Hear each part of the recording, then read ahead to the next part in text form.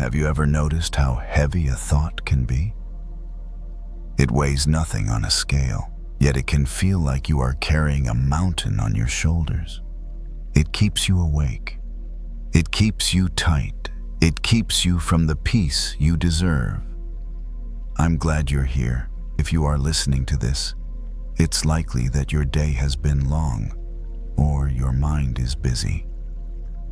Perhaps you are replaying conversations, worrying about tomorrow, or simply feeling a tension you can't quite name. That is okay. You don't need to force it to stop. And if you feel like it, you can gently let me know in the comments where you're listening from tonight. Sometimes, it's comforting to realize how many of us are quietly sharing this same moment from different corners of the world. You see, the mind is like a guardian dog. It barks at shadows because it wants to protect you. We don't need to yell at the dog to be quiet. We just need to gently let it know that we are safe, so it can lay its head down and rest. For the next hour, I am going to share a collection of stories with you. These aren't just fairy tales. They are mirrors. Some are from the Zen tradition, some from Stoic philosophy, and some are simple metaphors for the human experience. Each story revolves around two things: the art of letting go and the discovery of your inner strength. You don't need to memorize these stories. You don't even need to listen to every word. If you drift off to sleep in the middle of a sentence, that is perfect. That is the goal.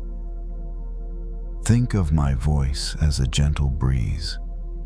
You can enjoy it while it's there, but you don't need to hold on to it. Get comfortable now. Adjust your pillows. Let your shoulders drop away from your ears. Unclench your jaw.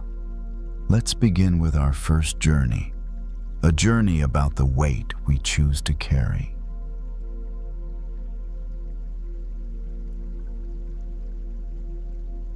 By the time the kitchen quiets down, their hands are still moving. Not fast anymore, just out of habit, guided by muscle memory that doesn't immediately understand that the rush is over. The last pan has been scrubbed, the counters wiped, the burners turned off one by one. But their body hasn't fully caught up yet. They stand at the stainless steel table under the dim backlight, looking at what's left. A plate sits in front of them, heavier than it should be, crowded with food that was never meant for one person. Portions added without thinking, extra scoops, a little more here, a little more there. Not because anyone asked, but because that's what they always do. Give more than necessary. Fill every gap. Make sure no one leaves wanting. They pick up a spoon and hesitate. All day their job is to keep things moving, to make sure everyone gets fed, satisfied, taken care of. There is comfort in that rhythm, in being useful in such a clear, measurable way. Plates come back empty. People don't complain.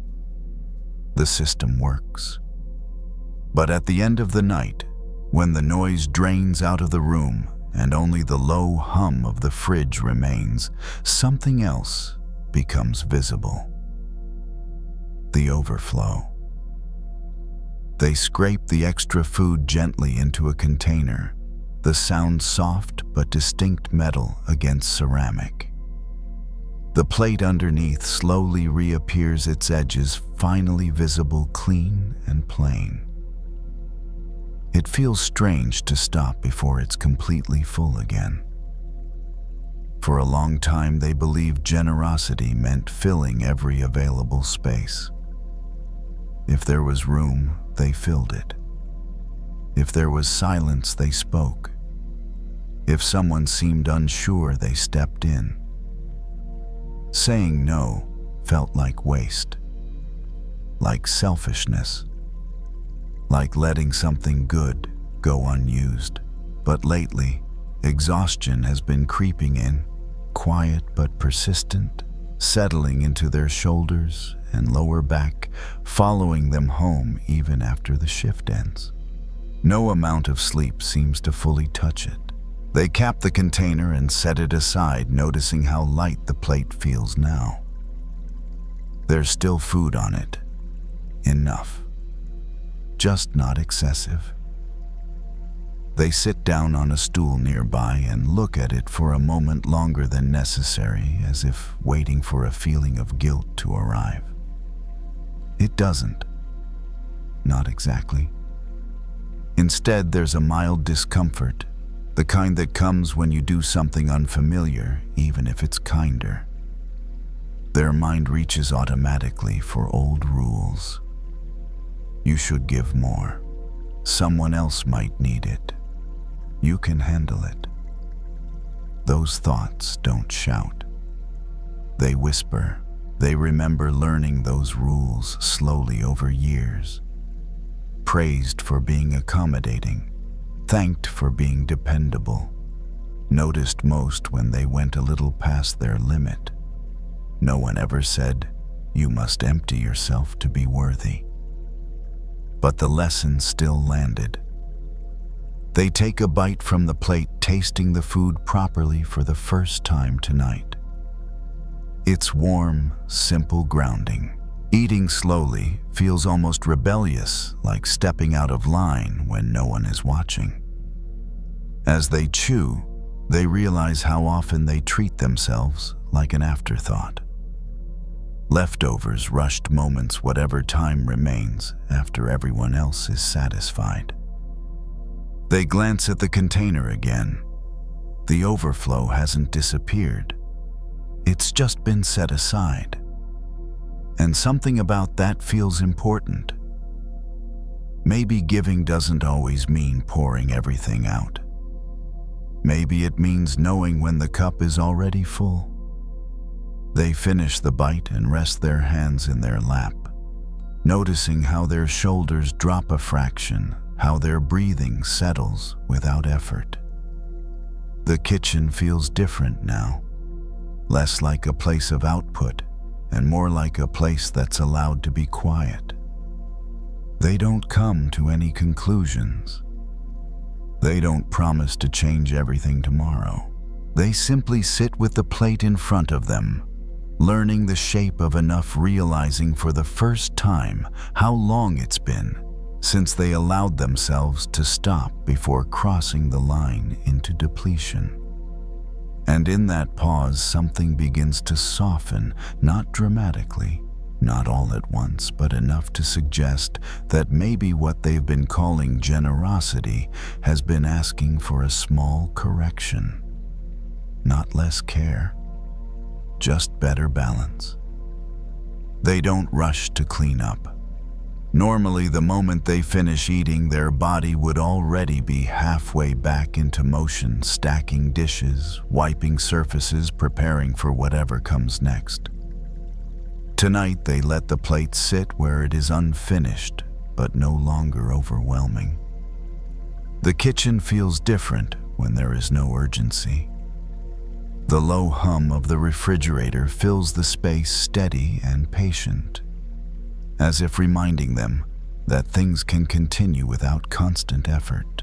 They lean back slightly on the stool and let their feet rest flat on the floor, grounding themselves in the simple fact of being here. They think about how often they've equated self-worth with output. If they give more, they matter more. If they carry the extra load, they belong. If they never complain, they're appreciated. These beliefs weren't forced on them. They grew quietly, shaped by small moments of approval and relief, by the subtle comfort of being needed. Over time, giving stopped feeling like a choice and started feeling like an obligation. But obligation, they are beginning to notice, has a different texture than care. Care feels warm, intentional, alive. Obligation feels tight, mechanical, draining. They look at the plate again, at the clear boundary where the food ends and the ceramic begins. That boundary feels symbolic in a way they wouldn't have expected. It's not a rejection. It's a definition. Enough has edges. For so long they believed that boundaries made things smaller, that limits reduced what was possible. But sitting here now, they sense the opposite. The boundary is what allows the meal to be enjoyed, the body to relax, the moment to be fully lived. They remember times when they gave from emptiness, when generosity felt more like sacrifice than kindness. Those moments came with resentment. They didn't want to admit fatigue. They pushed through, and a quiet hope that someone would notice how much they were carrying. Tonight there is no audience, and in that absence, a different kind of honesty becomes possible. They place their hand over their stomach and notice the subtle signals their body has been sending all along. Full doesn't mean uncomfortable. Rested doesn't mean lazy. Stopping doesn't mean failing. These truths feel simple, almost obvious, and yet they have been ignored for years. They gather the plate and stand moving with an ease that wasn't there earlier. The container of extra food remains on the counter, closed, waiting. Not wasted, just not consumed right now. Giving from overflow, they realize, doesn't require depletion. It requires patience. They rinse the plate and set it on the rack, the sound of water gentle, unhurried. Each movement feels less like a task and more like a continuation of the care they've been offering all day. Only now, it includes themselves. Before turning off the light, they pause and look around the kitchen one last time. Nothing has changed on the surface. The room is the same. The work will begin again tomorrow. But something internal has shifted. They no longer feel the need to prove their value by how much they can hold or how much they can give away. The sense of worth they're touching now feels steadier, quieter, and far less fragile. It doesn't ask them to empty themselves. It simply asks them to notice when the cup is full, and to trust that keeping what they need is not a betrayal of generosity, but the very thing that makes it sustainable. They turn off the light and step out of the kitchen, carrying that understanding with them, not as a rule, not as a promise, but as a gentle recalibration. From now on, they don't need to give everything. They only need to give what truly comes from abundance.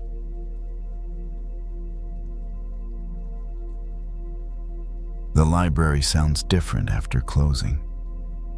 Not silent exactly, but softened, as if every noise has learned to lower its voice out of respect. The air system hums gently overhead, steady and even, and somewhere in the distance, a cartwheel clicks once, then settles. She sits at one of the long wooden tables near the back, the kind meant for quiet reading, not conversation. A small desk lamp casts a warm circle of light over the open book in front of her, leaving the rest of the room in shadow. She turns a page slowly. The paper makes a soft, dry sound, barely noticeable, but it feels grounding. All day people move through the library carrying questions, needs, and stories that don't belong to her, but somehow linger anyway. She helps them find what they're looking for, smiles politely, listens carefully. By the time the doors lock for the night, she feels full in a way that isn't nourishing. She presses her thumb gently against the edge of the page, and pauses. Not because the sentence is difficult, but because something in her chest has tightened again. It happens often quietly, without warning. Being open has always been part of who she is. People sense it quickly. They lean in, share more than they planned, trust her with pieces of themselves they haven't organized yet. She doesn't push them away. She knows how much courage that kind of sharing takes. But lately, she's begun to notice how porous she feels, as if there are no walls between her inner world and everyone else's. The lamp flickers faintly, then steadies. She exhales and lets her shoulders drop just a little. The room doesn't react. Nothing collapses when she stops holding herself so carefully. She looks up from the book and lets her eyes travel across the shelves, row after row of spines, each one holding a story that knows where it begins and where it ends. Boundaries, she thinks. Stories are allowed to have them. Somewhere along the way, she learned that kindness meant accessibility. Always available, always understanding, always willing to absorb what others couldn't carry alone. No one ever told her she had to do this. But the pattern formed anyway, reinforced by gratitude and relief, by the quiet praise that comes when you don't say no. She closes the book gently and rests her hands on the cover. The title doesn't matter. What matters is the feeling of containment, of something held safely between two firm edges. She wonders when she stopped believing she deserved the same. The idea of a sanctuary comes to her suddenly, not a physical place, but an inner one. A space untouched by expectation, where no explanations are required and no stories need to be processed or understood. A place where nothing can be taken. The thought feels both comforting and unfamiliar. She has always been good at creating safe spaces for others. Reading corners, quiet tables, gentle rules that protect silence without announcing themselves. But for herself, she has relied on endurance. She pushes her chair back slightly and stands, stretching her arms overhead in a slow, careful motion. The movement releases a subtle ache she didn't realize she was carrying. Her body responds immediately, grateful for the attention. As she lowers her arms, she imagines drawing a line not around her body, but within it. A boundary that doesn't harden her, doesn't make her distant, just defines where she ends and others begin. The idea doesn't feel selfish. It feels sane. She walks between the shelves, fingertips brushing lightly along the spines as she passes. Each book stays where it belongs. None of them spill into the next. None of them apologize for taking up space. She stops near the window and looks out at the dark street beyond the glass. The world continues on its own rhythm, indifferent to whether she is open or closed, giving or resting. For the first time all day, she feels a quiet permission settle in. Not to withdraw from life, not to become unreachable, but to protect something small and essential inside herself. A place no one else enters. Not because it's hidden, but because it's sacred. She turns away from the window and walks back toward the table. Her steps slow, unhurried, as if the library itself has adjusted to match her pace. The chair makes a soft sound as she pulls it out again, familiar and grounding. And she sits without opening the book this time. Instead, she rests her hands on the table and notices their warmth. For so long she believed that being kind meant being open in every direction, like a room with no doors, no walls, no way to close anything off. She thought strength was the ability to stay exposed without flinching, to remain available, no matter how much passed through her. But exposure, she is learning, is not the same as openness. Openness has choice. Exposure does not. The distinction feels subtle but important, like the difference between offering a seat and giving away the whole room. She leans back slightly and lets her gaze soften, no longer focused on any one thing. The quiet wraps around her, not as emptiness, but as presence. The library has always been a place where voices lower themselves naturally, where urgency dissolves into something more patient. She wonders why she hasn't allowed herself to internalize that same rule. Inside her, there has always been a space she never named, a place she rarely visited because she didn't think she was allowed to linger there. It's the part of her that doesn't explain, doesn't justify, doesn't make sense of pain for anyone else's comfort. A place that doesn't answer questions. Tonight, she lets herself imagine stepping into it. There are no shelves there, no words waiting to be arranged. Just a stillness that doesn't feel empty, but intact. Nothing is broken. Nothing needs to be fixed. She feels her breath slow without effort. Protecting this space, she realizes, doesn't mean closing her heart. It means refusing to let every feeling become public property. It means understanding that some things are meant to be held, not shared, not processed aloud, not softened for others. She has spent years translating herself into something digestible. Tonight she stops. The decision doesn't arrive as a declaration. It's quieter than that. More like a gentle internal shift, a subtle repositioning of weight. She doesn't vow to change how she shows up in the world tomorrow.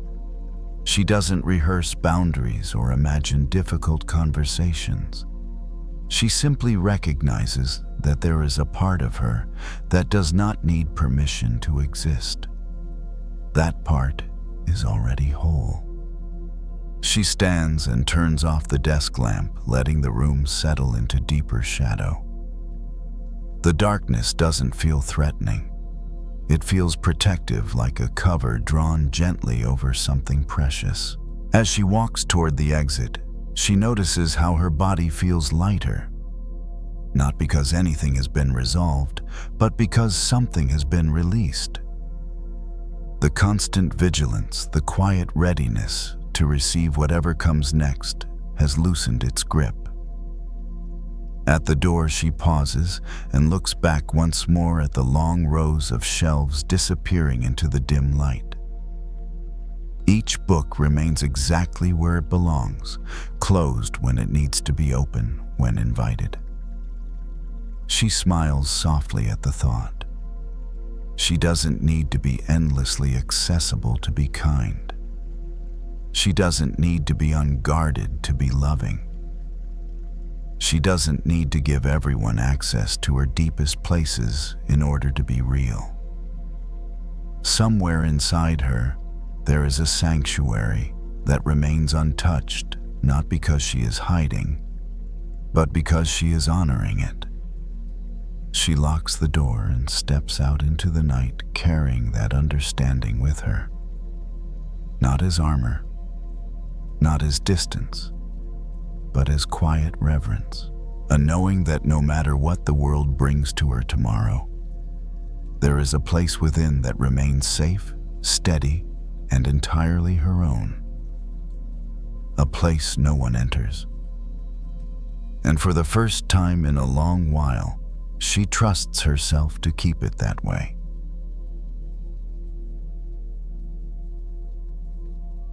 In the greenhouse, The morning has its own kind of quiet. It isn't the quiet of a room with nothing in it. It's the quiet of living things that don't speak but are still doing their work. The air is warm and damp, and the plastic panels above hold soft beads of condensation that catch the early light like small, steady stars. He walks down the narrow aisle with a hose in one hand, careful not to drag it too hard across the floor. The water inside moves with a gentle weight, and when he turns the nozzle, a fine spray comes out with a soft hiss like a calm exhale. He waters the seedlings one tray at a time. The tiny plants don't look like much yet. Just thin stems, small leaves, the kind of green that seems almost too fragile to last. If someone who didn't know anything walked in, they might shrug and assume nothing important is happening. But he knows better. He has spent enough mornings in this place to understand how life builds itself quietly, not in sudden jumps, not in dramatic transformations, but in tiny, almost invisible shifts that only add up if you keep showing up. He moves slowly, watching the soil darken as it drinks. The smell is earthy and clean, like the inside of a garden after rain. The sound of water landing is soft but constant, a rhythm he has come to rely on more than he expected. Sometimes he thinks he likes the plants because they don't rush him. They don't ask him who he is. They don't ask what he's planning. They don't ask why he hasn't figured everything out yet. They simply grow at their own pace, and if he is patient and consistent, they respond. Outside the greenhouse, people talk about big dreams, big goals, big changes, big results. He has heard it plenty of times. In passing conversations, in loud advice, in the way the world seems to favor anything that looks impressive on the surface. The message is always the same. If you want something, you need to push harder, move faster, prove you deserve it. He used to believe that. He used to believe that if he wasn't becoming something huge, then he was wasting his time. If he couldn't point to a major achievement, then his life was too small to matter. That belief sat in him like a weight for years. Even now, it hasn't disappeared completely. It still shows up on certain mornings when he looks at the trays of seedlings and feels a strange impatience rise in his chest, like a voice saying, "This is it. This is all you've got." He knows that voice. It's the same voice that makes him compare his life to other people's highlight reels. The same voice that turns other people's success into evidence of his failure. The same voice that calls slow progress stuck. He tightens his grip on the hose for a moment, then loosens it again, reminding himself to keep the spray gentle. Too much water at once doesn't help. It floods. It harms. The seedlings don't respond well to force. He thinks about how true that is for people too, even though it's something he forgets often. You can't pressure yourself into blooming. You can't punish yourself into becoming whole. The plants are teaching him that slowly, without words. He finishes one row and steps back, letting the water settle into the soil. The droplets on the leaves hold their shape for a second before sliding down, disappearing into the base where they're needed. He looks at the smallest seedling in the tray, the one that always seems behind the others. It stands there quiet, not apologizing for being small. And for a moment, he imagines what it might be dreaming if a seedling could dream. Not a small dream, a full dream. A dream of being a tree that spreads wide, with roots deep enough to hold steady through storms, with branches that reach out without fear, with shade that comforts anyone who stands beneath it. The thought makes something in him soften, because he knows that feeling. He has carried a dream like that too, not necessarily to be famous or admired, but to be solid. To be someone who doesn't break easily. To feel like he belongs in his own life. To wake up without that constant sense of falling behind. Sometimes he wonders if that dream is too big for him.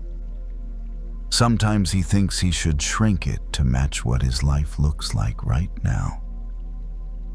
But then he looks at the seedling again, thin and quiet, and he remembers something simple.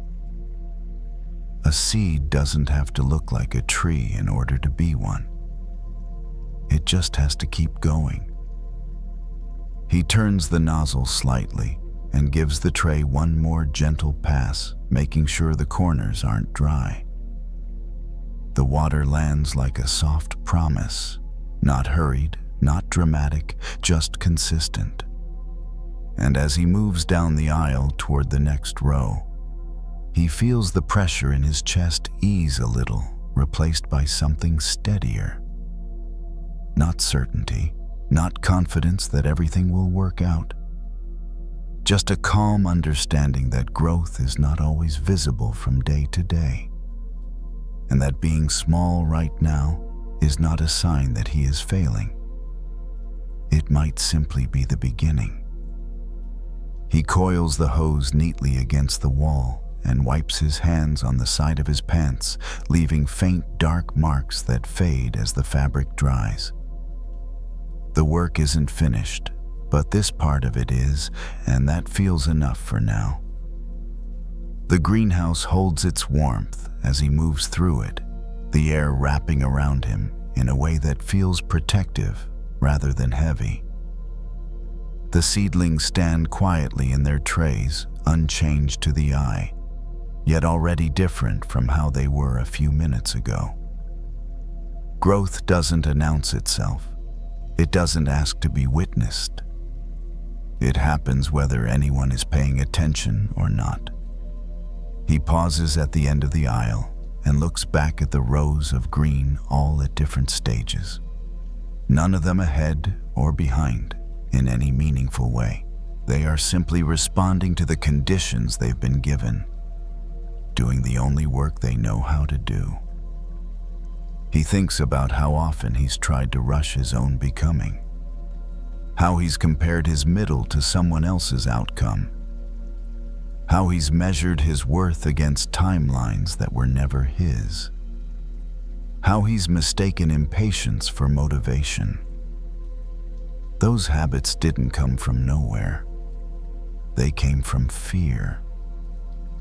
From the belief that if he didn't grow fast enough, he would be left behind, overlooked, forgotten. But the plants don't grow out of fear. They grow out of alignment. They grow because the soil is right, the water is steady, and the light arrives when it can. They don't question whether they deserve the sun. They don't hold back because another plant nearby seems taller. They just receive what's offered and respond honestly. He steps closer to the smallest seedling again, the one he noticed earlier. It hasn't changed, not in any visible way, but something about it feels more present now. It stands without urgency, without comparison, without apology. It doesn't dream of being anything other than what it already is on its way to becoming. That realization lands gently in him. Maybe the problem was never that his dream was too big. Maybe the problem was that he kept trying to live it too early. A seed doesn't strain to act like a tree. It doesn't harden its stem in advance. It doesn't borrow strength it hasn't grown yet. It trusts the process it's inside of. He places his hand lightly on the edge of the tray, not touching the plant, just feeling the solid frame beneath it. The structure exists to support growth, not to rush it. For the first time in a long while, he considers the idea that he might not need to add anything to himself. No new identity, no dramatic reinvention, no proof that he's doing life right. He might only need to stop stripping himself of patience. Stop crowding his days with comparison. Stop calling slowness a flaw. Stop confusing visibility with value. The greenhouse door opens slightly as a breeze shifts outside, and fresh air slips in cool against the warmth. The balance feels good. Not too much, not too little. He breathes it in and feels something settle. He doesn't suddenly believe that everything will work out. He doesn't imagine a future where doubt never returns. But he does feel a quiet permission to stay where he is without judging it, to grow at the speed that feels true. As he turns to leave, the seedlings remain behind, unchanged in appearance, yet undeniably alive, continuing their work without needing his attention.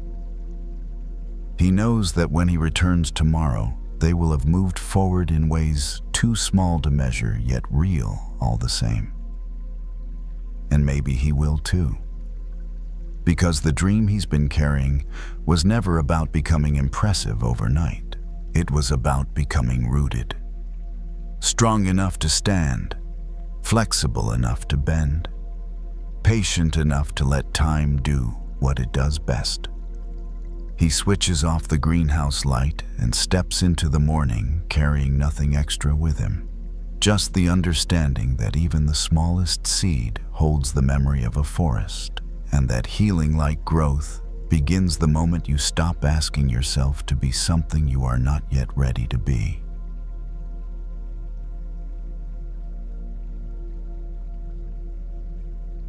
Anger doesn't always explode like fire. Sometimes it just smolders like a small hot coal hidden in the palm of your hand. No one can see it. No one knows it's there. But the person holding it can always feel the heat.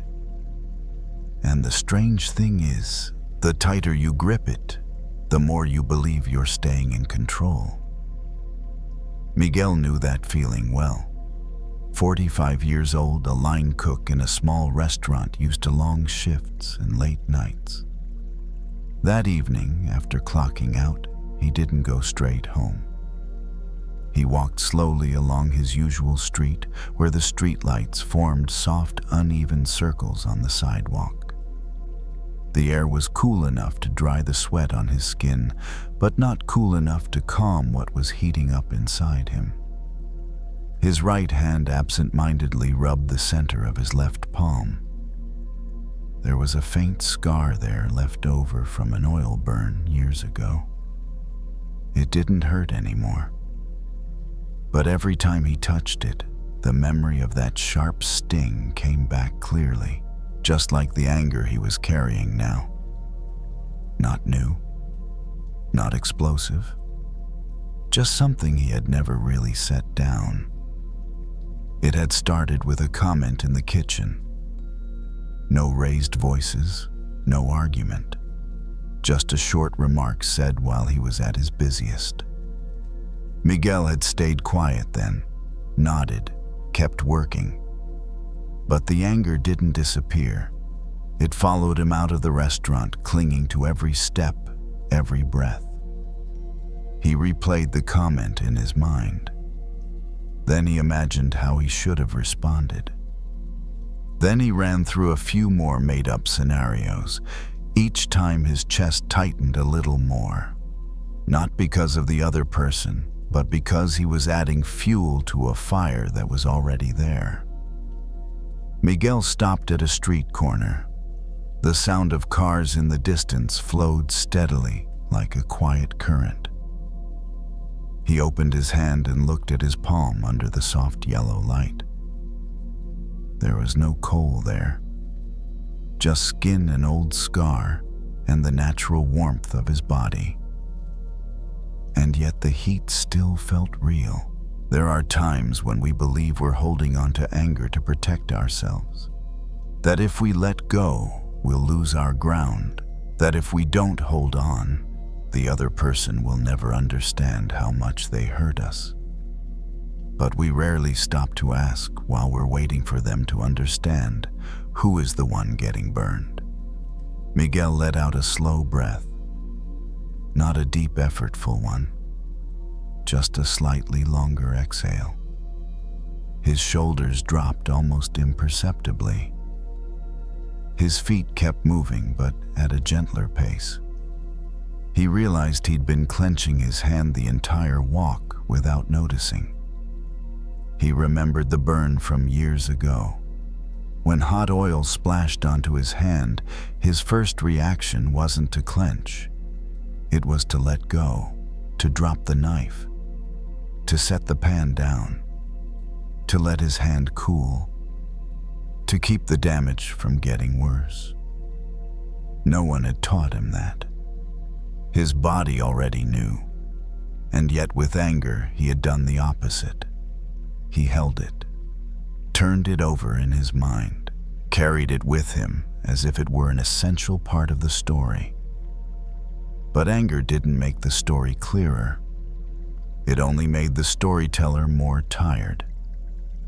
Miguel slowed again, then stopped completely beneath a streetlight. His shadow stretched long across the pavement. He opened his hand once more, this time with a little more awareness.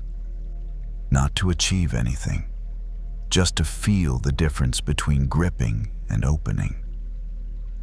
Nothing magical happened. The anger didn't vanish. But there was a very small moment when he realized he didn't need to keep hurting himself just to prove that he had been hurt. The heat stopped increasing, and that alone was already a change. Miguel turned toward home. The street looked the same, the lights were the same, but his steps were a little lighter than before. Not because everything was resolved, but because he had stopped holding so tightly. Some nights we don't need to forgive.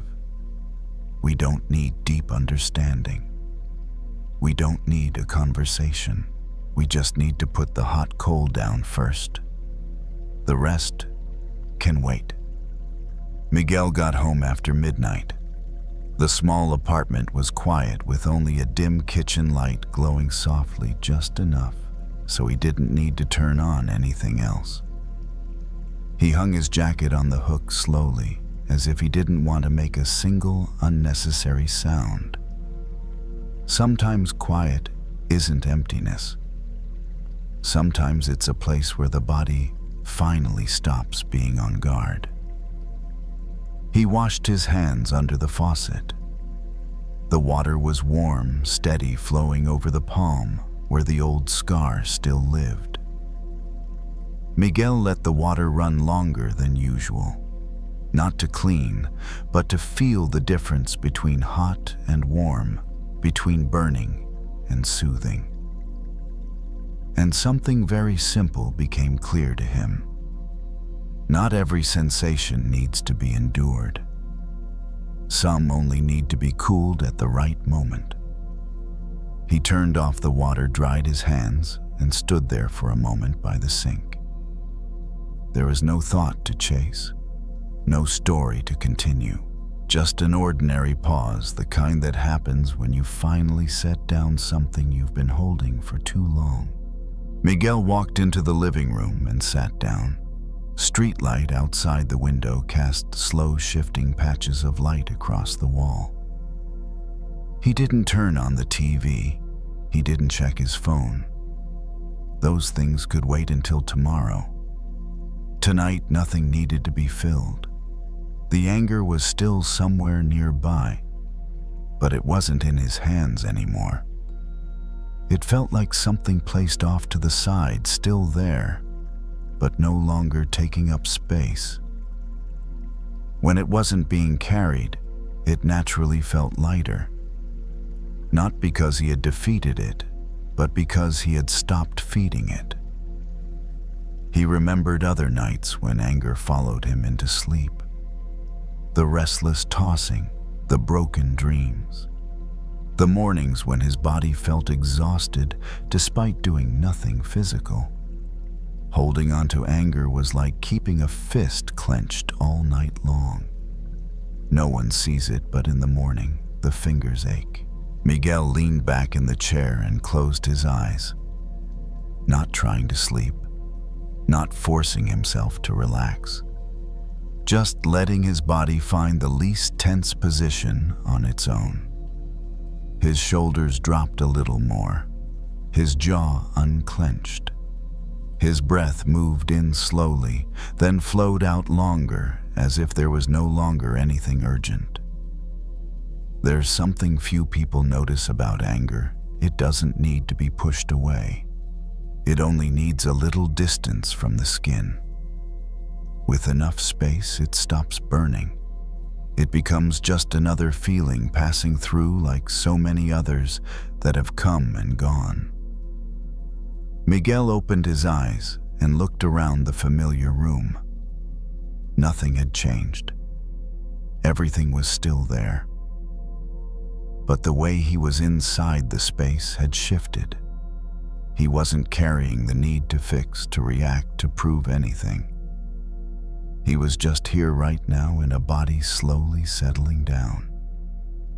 He stood up and walked toward the bedroom. His steps were lighter, not because the floor was different, but because he wasn't dragging the weight of anger with him anymore. When he lay down, he didn't think about the other person. He didn't replay the comment.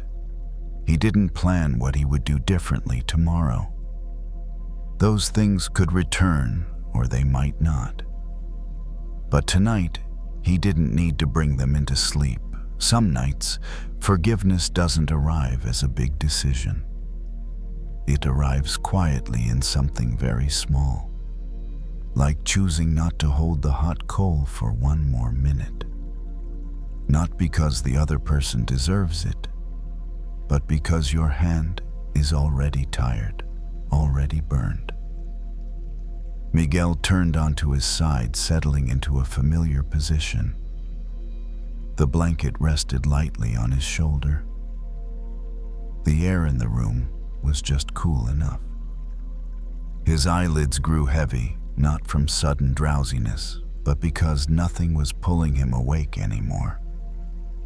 If anger comes back another time, that's okay. It isn't an enemy. It's only a sign that something once hurt. But tonight, you don't need to hold that sign close. You can set it down the way you'd place a hot object out of your hand and let your skin rest. The room slowly sank into quiet. No conclusions, no promises, just a body allowed to settle into its safest rhythm. And in that stillness, sleep can arrive, naturally.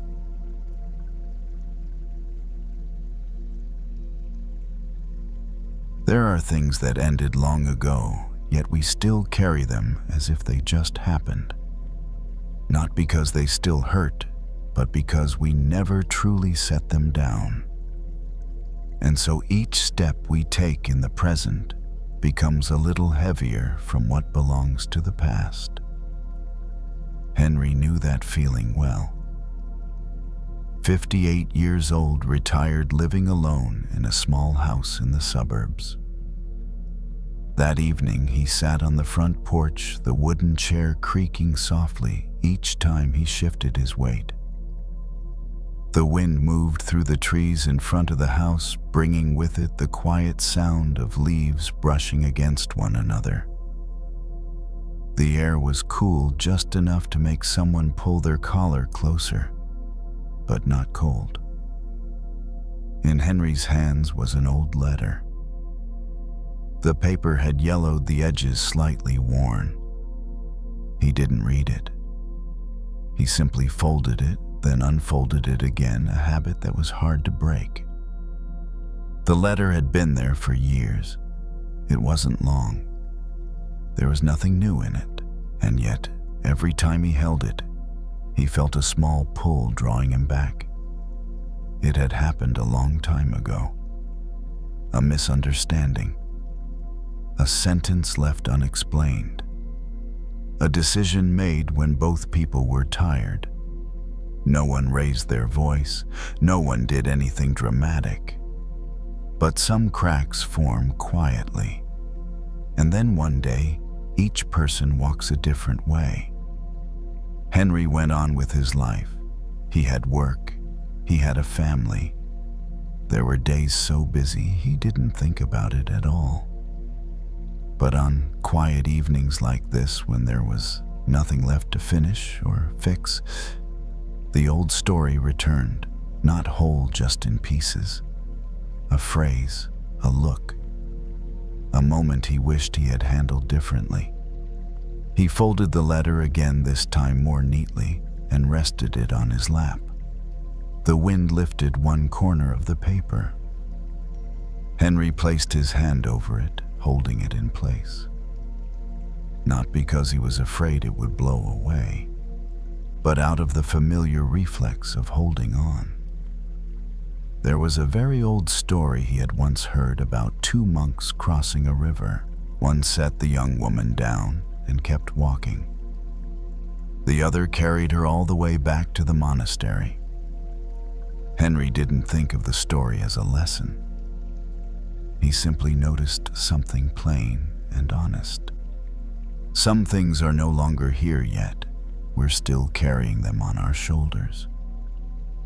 His shoulder felt slightly sore, not from age, but from the way he was sitting. He shifted, leaning back more deeply into the chair. The wood creaked again. The wind kept moving. Everything around him continued on, untouched by whether or not he held the letter. Henry looked out at the road in front of his house. No cars passed. The street light stretched a long stripe of light across the asphalt. He realized he had carried this old story through many different scenes in his life, through moves, through new relationships, through years that should have been enough to finally set it down. Not because he was stubborn, simply because no one had ever said this. When something is over, you don't have to keep carrying it to prove it once mattered. You can leave it on the riverbank where it ended. Henry opened the envelope, then folded it again, this time without reading it, without straightening it carefully. Just folding it enough so it rested quietly in his hand. A very small feeling appeared, almost too small to notice, as he realized he didn't need to keep replaying that story in his mind right now. The wind picked up slightly. Leaves rustled. Henry placed the letter on the small table beside his chair, not throwing it away, not tucking it safely out of sight, just moving it out of his hands. A sense of lightness came quickly, like setting down an object you hadn't realized you'd been holding the entire time. He rested both hands on the arms of the chair, feeling the cool surface of the wood. His breath flowed out longer than usual. Not from effort, just because there was nothing left to hold. Some nights what exhausts us isn't what happened, but the fact that we're still carrying it from one stretch of road to the next. And maybe not everything needs to be carried back to the monastery. Some things were set down long ago, we just hadn't noticed yet. Henry sat there on the porch with the wind, the gentle darkness, and a very new kind of empty space that had just appeared in his hands. Henry stayed on the porch a little longer. Not because he was waiting for anything to happen, but because his body didn't want to stand up yet. When we finally stop carrying something heavy, the first instinct is often not to move forward, but to pause and feel the lightness of it. He leaned deeper into the chair, letting his back be fully supported, as if for the first time that evening, he was allowing himself to truly sit. The letter rested quietly on the small table. The wind didn't blow it away. Nothing asked him to pick it up again. Henry glanced at it once more, then looked away. Not because anything had been resolved, but because the pull to return to it was gone. Some things once set down simply lose their grip. He thought about the time after it had ended. In the beginning, the memory had been sharp and vivid. Later it faded, but never disappeared. It turned into a story he told himself again and again, each retelling, adding a detail and emotion. Not to understand it better, but to keep it alive. It occurred to Henry that he had carried that story far longer than it had ever truly existed. What happened lasted only a few minutes. But he had carried it through many years, many seasons, many quiet evenings like this one. Not because it needed to be carried, only because he had never put it down. The wind softened. Insects began their steady chorus somewhere in the darkness. Familiar night sounds that asked for no attention, simply existing. Henry noticed his breathing slow to match that rhythm without effort. When there's no story left to chase, the body remembers how to return to its natural pace. He stood up and brought the letter inside. Not to store it carefully and not to throw it away. He placed it in a hallway drawer among things he hadn't used in a long time. When the drawer closed, there was no sense of loss. Just the feeling of completing a simple, ordinary action. Henry turned off the living room light. The house settled into the familiar dimness of night. He walked slowly toward the bedroom, his steps lighter than when he had gone out to the porch. Not because he was trying to move quietly, but because nothing was weighing his steps down anymore. When he lay down, Henry didn't think about the letter. He didn't think about the other person either. Not because he had forgotten, but because those things didn't need to be present right now. The bed supported his body. The blanket rested over his shoulders. The temperature was just right, needing no adjustment. Small details that became clearer once his mind stopped working so hard. A thought passed through him. Maybe setting something down isn't a great moral act. It doesn't need anyone's approval. It doesn't require an apology or understanding from the other side. It's simply realizing you've walked far enough and you don't need to carry that thing anymore. Henry shifted, finding a familiar position. His breath moved in and out, steady and calm. The old story didn't have an ending, but it didn't need one. Some stories don't need to be closed with words. They just need to stop being carried forward. If one day in the future the memory returns, that's fine. It can come and go like the wind on the porch earlier. But tonight, Henry didn't need to keep it close. Tonight he could let himself be light. The house was quiet. There was nothing that needed to be settled before sleep. No lesson to extract. Just a person who had finally set down something carried for too long. And a body slowly finding its way back to rest. And in that open space, sleep arrived without being invited. It came naturally when nothing extra was brought into the night.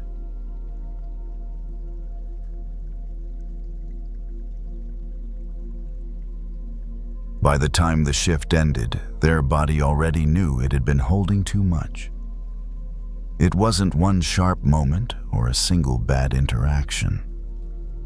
It was the accumulation of small things, stacked quietly on top of one another the way water gathers behind a dam, long before anyone notices the pressure building. They walked down the hospital corridor toward the locker room, the fluorescent lights humming overhead in a steady, indifferent rhythm.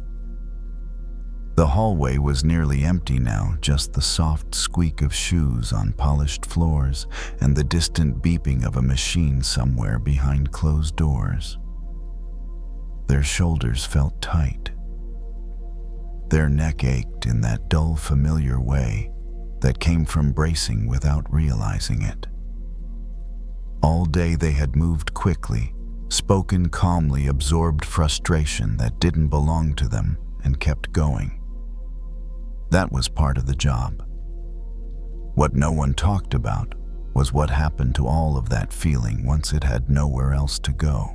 Inside the locker room, they set their bag down and leaned against the cool metal bench. For a moment, they just stood there, breathing, noticing how shallow each breath felt, like it didn't quite reach the bottom of their lungs. Something inside them wanted to burst, not in anger, not in tears, just in release. They twisted the cap off their water bottle, and the small crack echoed softly in the quiet room. The sound caught their attention, sharp and clear, like the beginning of something opening. They took a long drink, then another, letting the coolness travel down slowly instead of rushing it. Even that simple act felt intentional, like a small permission to pause. As they sat down, their mind returned to the moment that had tipped everything just a little too far. A comment made in passing, a look that dismissed rather than acknowledged, a feeling of being expected to absorb it and move on as if nothing had landed. They had done that, of course. They always did. But now, away from the noise and urgency, the weight of it pressed more clearly against their chest. They pictured it suddenly, without trying to. A dam. Strong. Necessary. Holding back an entire river so life downstream could continue uninterrupted. The structure wasn't the problem. The problem was what happened when there was no release. They had been taught to be that dam, to hold, to contain, to stay intact no matter how much built up behind the walls. What no one emphasized enough was the importance of the spillway. They reached into their bag and pulled out a small notebook, the kind they kept for grocery lists and reminders. It wasn't meant for emotions, but that almost made it better. There was no pressure to be eloquent, no expectation of insight. They flipped to a blank page and stared at it. For a few seconds, nothing came. Then slowly they wrote a single sentence. "I'm angry that I wasn't listened to." The words looked plain on the page, almost too simple to carry the weight they felt inside. But as soon as the sentence existed outside of them, something shifted. Their chest loosened a fraction, their jaw unclenched without being told. They wrote another line. "I'm tired of being calm when I don't feel calm." The pen moved steadily now, not fast, not rushed. Each sentence felt like opening a small gate, letting a controlled amount of water move through instead of pushing harder against the walls. They didn't blame. They didn't accuse. They didn't justify.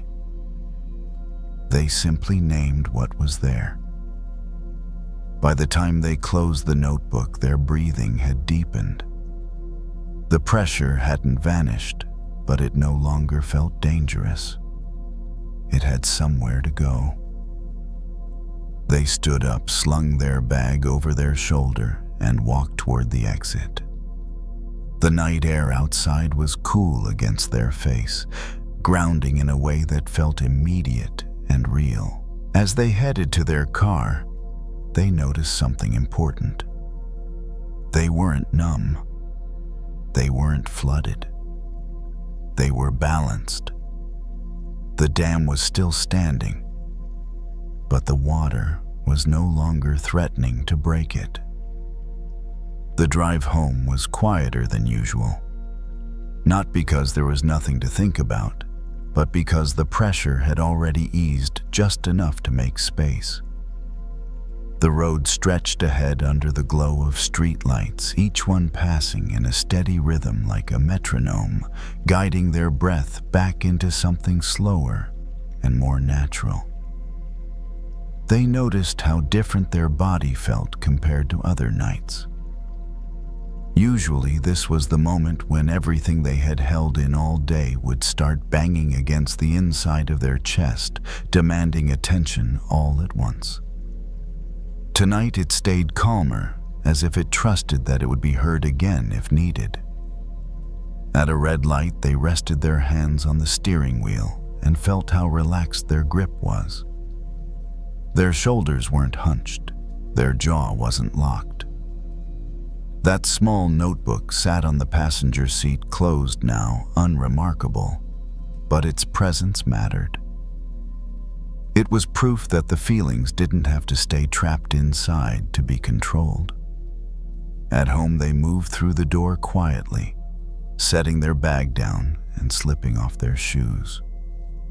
The apartment was dim, the kind of soft darkness that invites you to slow down instead of rush.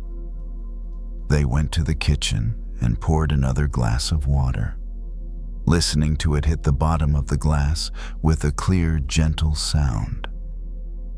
As they drank, they thought about how often anger gets misunderstood.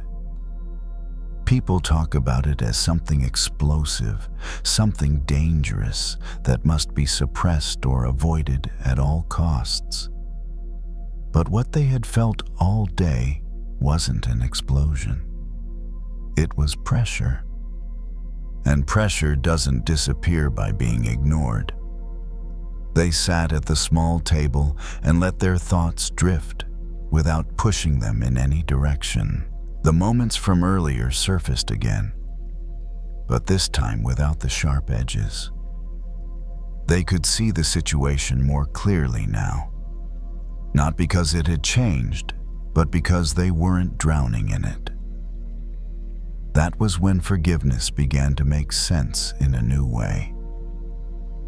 Not as an act of generosity towards someone else, not as a sudden release of understanding, but as a commitment to maintenance. Just like a dam needs regular controlled release to stay strong, they needed a way to let feelings move through without destroying anything in the process. They didn't need to confront anyone tonight. They didn't need to explain themselves perfectly. They didn't even need an apology. They just needed to keep the spillway open. Later, as they prepared for bed, they noticed how easily their bodies settled. There was no restless pacing, no urge to replay conversations or rehearse what they might say next time. The water had already been released. As they lay down, the thought came quietly, without weight. Forgiveness isn't about letting everything go at once. It's about letting a little go often enough that nothing breaks. Their breathing slowed. The day loosened its grip. What had felt heavy and overwhelming hours earlier now felt manageable, contained, and far less personal. The dam held. The river flowed. Nothing collapsed. And in that balance, sleep arrived naturally, without force without resistance, carrying them into rest, the way water moves when it's finally allowed to follow its path.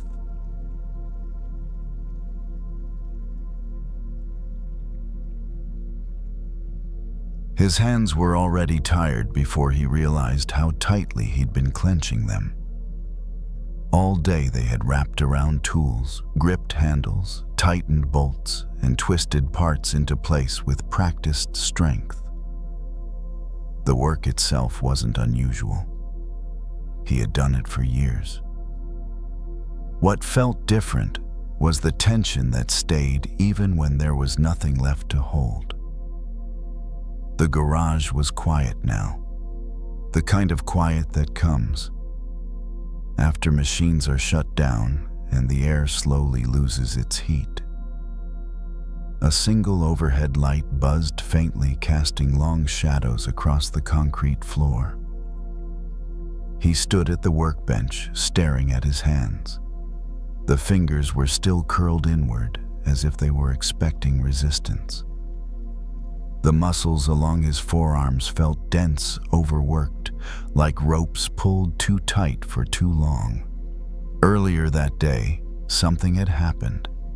Nothing dramatic, no shouting, no slammed doors, just a comment made in a certain tone, a suggestion that landed more like an accusation, followed by the familiar expectation that he would absorb it and keep moving. He had done exactly that. Now alone in the garage, the moment replayed in his head, not as words, but as a sensation, a tightening, a pressure that lived in his palms and wrists, creeping up his arms. He reached for the wrench on the table and lifted it, then set it back down again. The metal made a small clink as it touched the surface, sharp and clean. That sound pulled him into the present. He flexed his fingers once slowly and noticed how stiff they felt. When he tried to fully open his hand, there was resistance, like his body had forgotten how. He walked over to the sink in the corner of the garage and turned on the tap. Water rushed out, cool and steady, splashing against the metal basin. He held his hands under the stream. At first, nothing changed. His fingers stayed half-curled, letting the water run over them without fully meeting it. Then gradually, he let them open. The sensation was immediate. Water slipped through the spaces between his fingers, impossible to hold, no matter how hard he tried. The harder he squeezed, the faster it escaped. He loosened his grip. The water flowed smoothly now, touching his palms, his knuckles, his wrists, without resistance. His hands felt lighter, less rigid, like they were remembering a shape they had known before effort took over. Something in his chest shifted.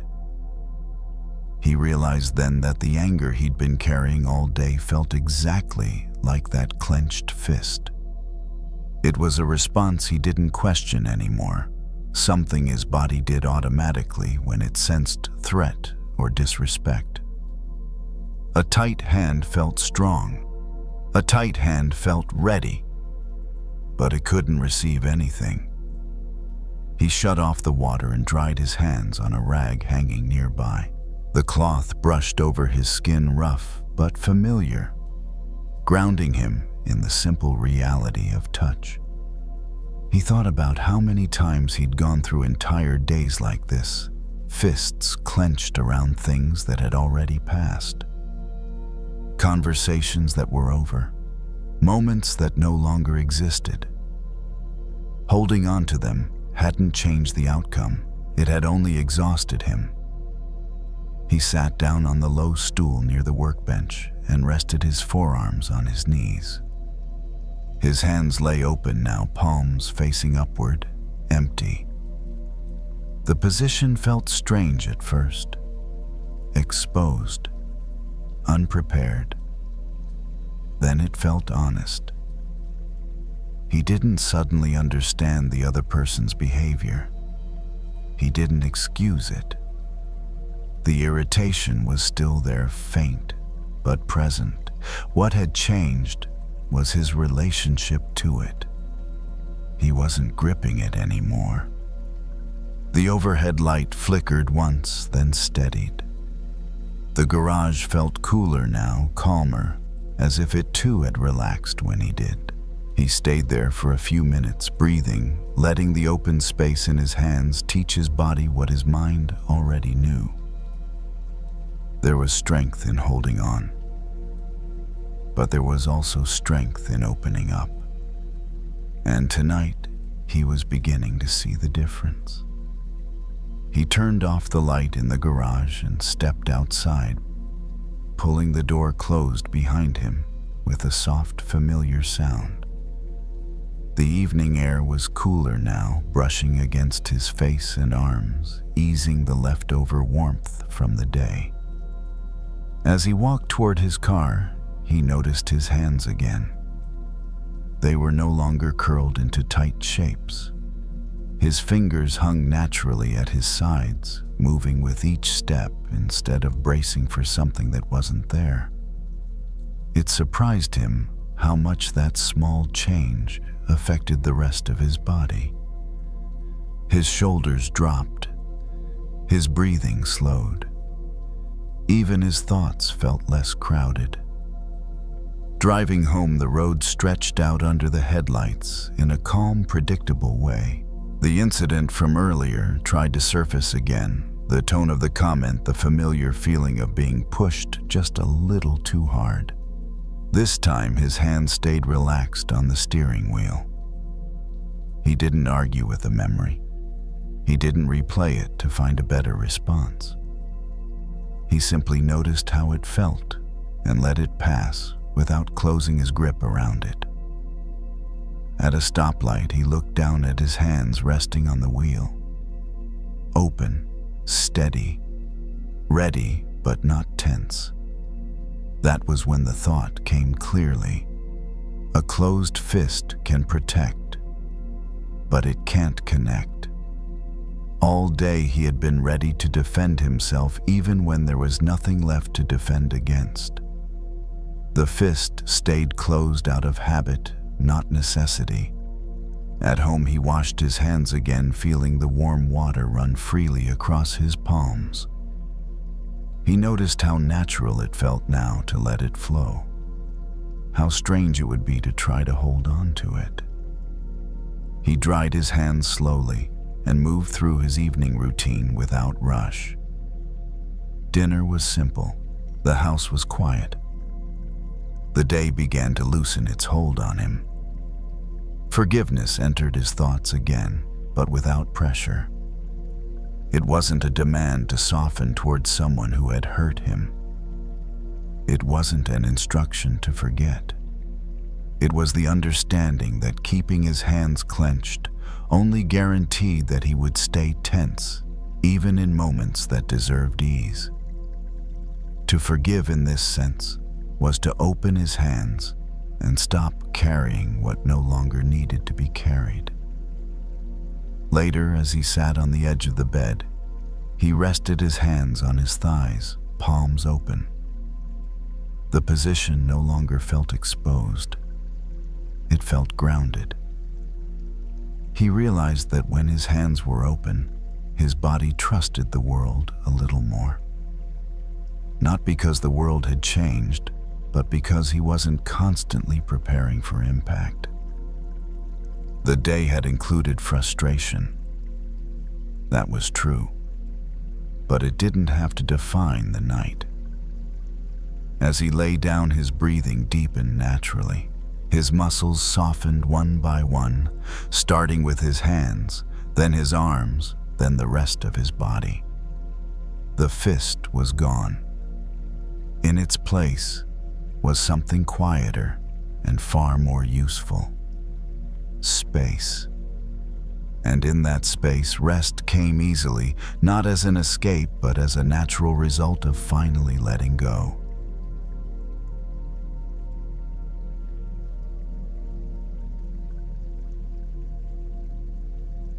She noticed it first in her shoulders.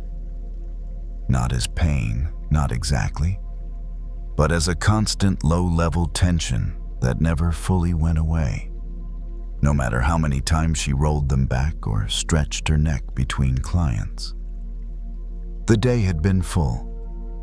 The chairs rarely empty, the mirrors always reflecting movement. Snip, snip.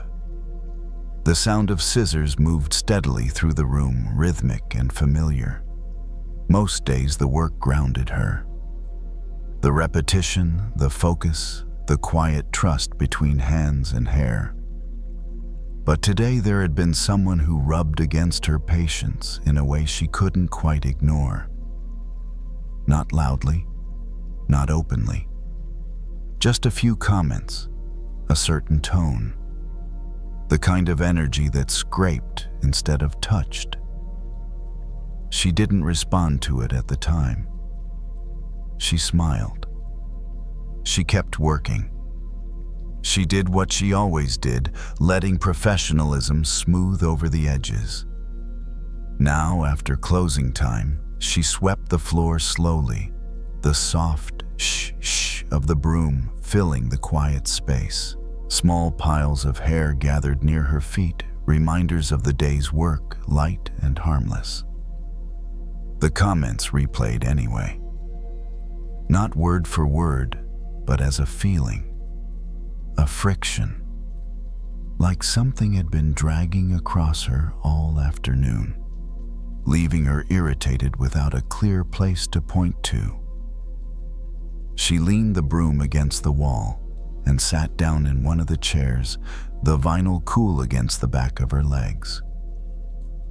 In the mirror, she saw her own reflection, tired but composed, the same face she showed everyone else. Her hands rested in her lap, palms down, fingers relaxed. That's when the image came to her. Sandpaper. She thought about how it works, how rough it feels at first contact, how it scrapes and stings if you press too hard against it, how the instinct is always to pull away or push back. But she also knew what sandpaper was actually for. It doesn't hurt for no reason. It wears things down. It smooths surfaces over time. She stood up and walked over to the small supply shelf in the corner, where bottles and tools sat neatly arranged. She picked up a piece of actual sandpaper left over from a small repair job weeks ago. She ran her thumb lightly across it. Rough, uncomfortable, effective. The thought landed quietly. Some people don't show up in your life to be soft. They show up to rub against you, to test the edges you didn't know were sharp, to expose where you still react instead of choose. That didn't mean their behavior was kind. It didn't mean it was justified. It just meant she didn't have to become rough in response. She set the sandpaper back down and returned to the mirror. The comments tried to rise again, but this time they felt different, less personal, less sticky. She noticed something else then. Each time she replayed the interaction, she tightened. Each time she imagined what she should have said, her jaw clenched. It wasn't the person hurting her anymore. It was the friction she kept creating by pressing against it. She took a slow breath and let her shoulders drop. What if she didn't push back? What if she didn't pull away? What if she let the contact happen without resistance? The idea felt strange, almost counterintuitive. She had always believed that strength meant standing firm, protecting yourself by being just as hard as whatever came at you. But sitting there alone in the quiet shop, she saw another option.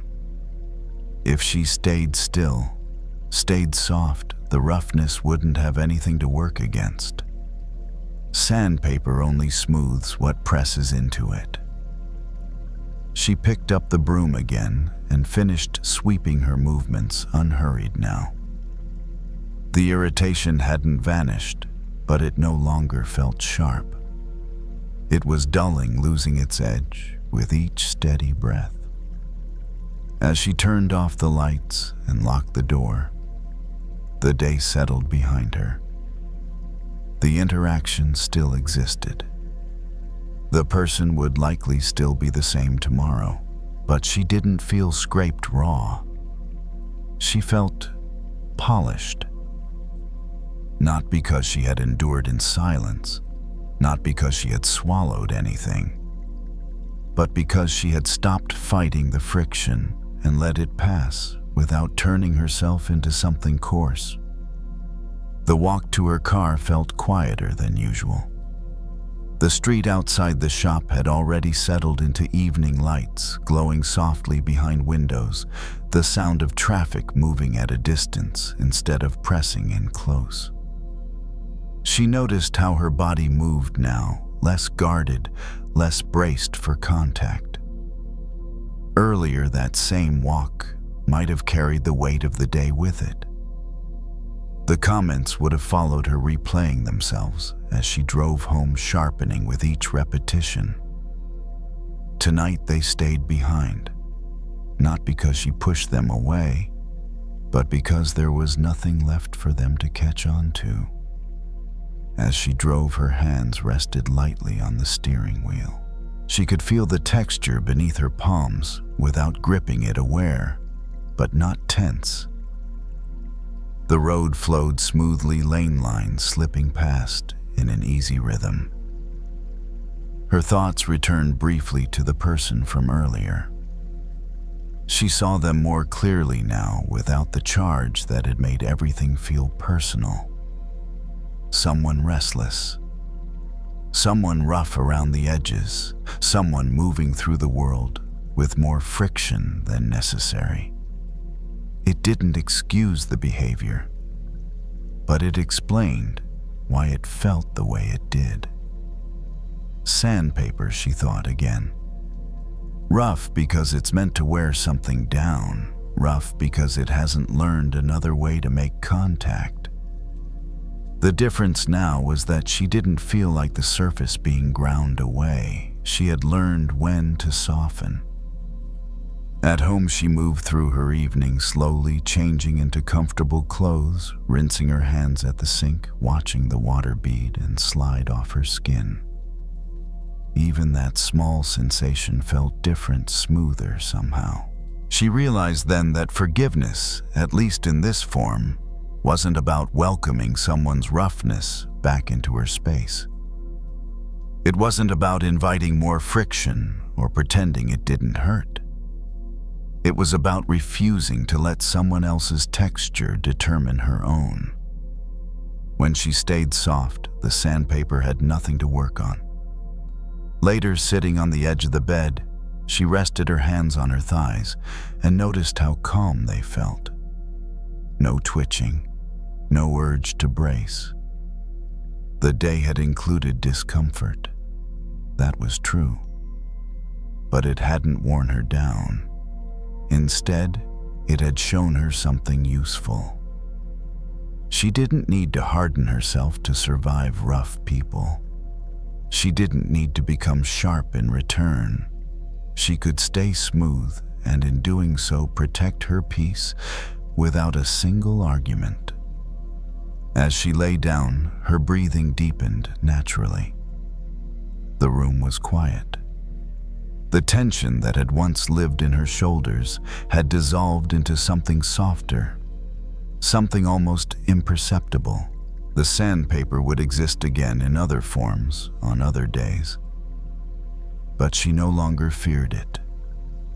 She knew now that when she stopped pressing against it, it was the roughness that wore away, not her. And with that understanding, rest came easily, steady and unforced, like sleep had simply been waiting for her to stop resisting.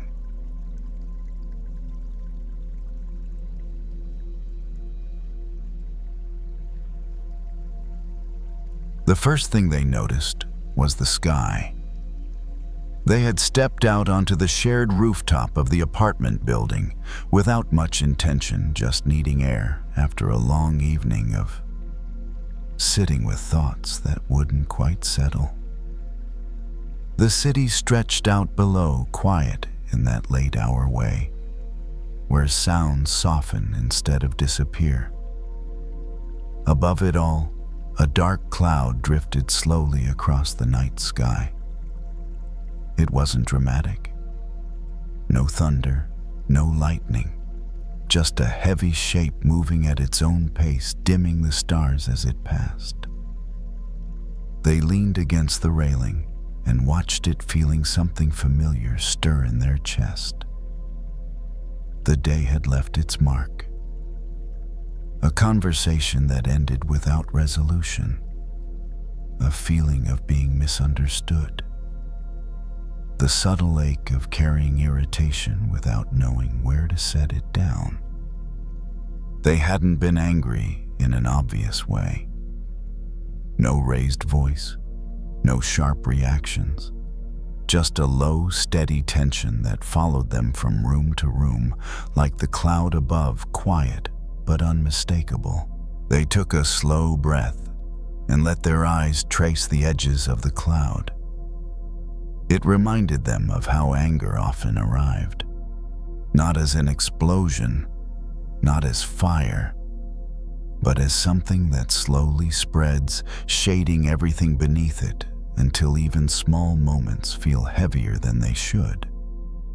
They had spent most of the evening trying to push the feeling away, distracting themselves, scrolling, tidying things that didn't need to be tidied. None of it worked for long. The cloud stayed. They rested their forearms on the railing and felt the cool metal through their sleeves. The contact grounded them, pulled their attention back into their body where the tension lived. It was there, centered just below the chest, steady and dense. They closed their eyes for a moment and noticed how their breath skimmed the surface of that tightness without fully touching it. Each inhale stopped short, as if their body was hesitant to go deeper. They opened their eyes again and looked back up at the sky. The cloud hadn't stopped the sky from existing. It hadn't damaged it. It was simply passing through. That realization came softly, without force. The sky didn't chase clouds away. It didn't hold on to them either. It allowed them. They placed one hand over their chest and named the feeling silently.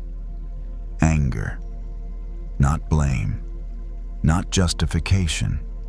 Just a simple acknowledgement. The word didn't intensify the feeling the way they expected. If anything, it gave it shape, made it easier to see, instead of something that blurred everything else. They stayed there breathing, letting the feeling exist without adding a story to it. No replaying the conversation, no imagining better responses, just noticing how the sensation rose and fell slightly with each breath. The cloud above continued its slow movement, its edges shifting, thinning in places, growing lighter as it drifted farther across the sky. They realized something then. The anger wasn't asking to be solved. It wasn't demanding action. It just wanted space to move. They had been treating it like a problem to fix something that needed to be explained away or suppressed. But standing there watching the sky do nothing at all, they saw another option. What if they didn't try to get rid of it? What if they didn't cling to it either? What if they let it pass? A cool breeze moved across the rooftop, brushing against their face. They inhaled more deeply this time, feeling the breath reach the tight place in their chest, gently expanding it instead of pushing against it. The sensation softened slightly. Not gone, just less solid. They stayed until the cloud moved farther on, revealing a few faint stars behind it. The sky hadn't changed. The night hadn't been improved or worsened. It had simply continued being what it was. As they turned to head back downstairs, the anger was still there, but it no longer filled the entire space inside them. It was a part of the sky now, not the whole thing. And that felt like enough for tonight. They didn't stay on the rooftop much longer. Not because the feeling had vanished, but because there was nothing more they needed to do with it there. The cloud had shown them what it came to show, and the rest could unfold in its own time. Inside the stairwell, the sounds of the building were muted and familiar. Footsteps echoed softly. A door closed somewhere below. Life continued ordinary and unremarkable, even as emotions moved quietly through them. Back in their apartment, they turned on a small lamp instead of the overhead light. The room filled with a warm, gentle glow that didn't ask much of their attention. They set their keys down, slipped off their shoes, and let their bodies slow naturally. The anger returned briefly as they sat on the couch. It rose without warning, like a cloud drifting back into view after you think it has passed. A memory surfaced. A phrase from the conversation replayed itself, sharper this time, more defined. They noticed it immediately. Not as a threat, just as weather. They placed one hand over their chest again and felt the familiar density smaller, now less overwhelming than before.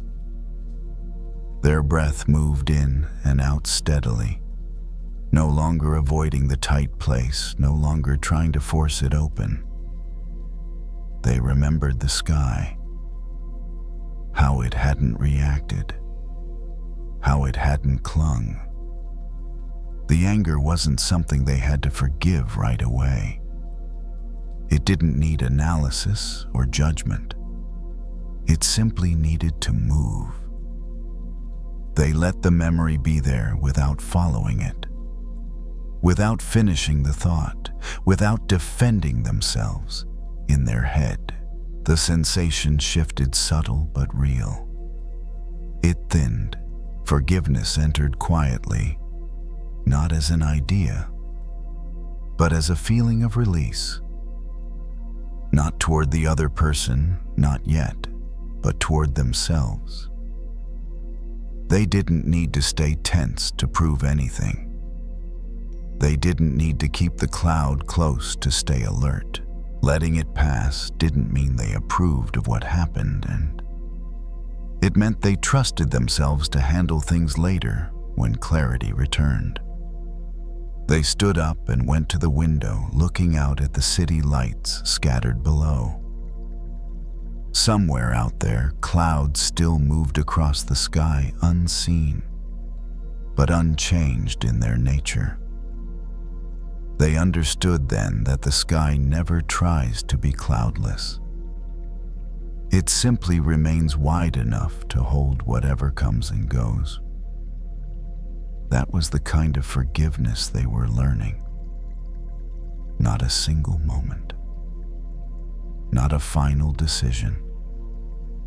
Just the willingness to stop gripping what was already drifting away.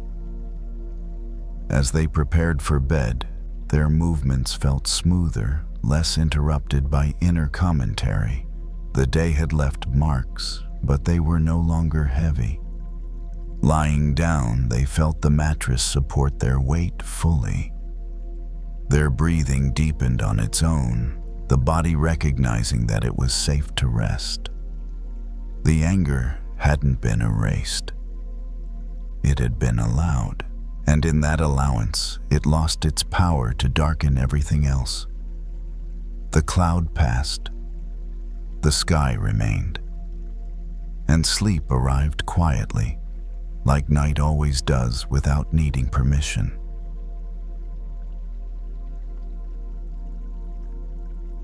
She notices the draft before she notices the noise.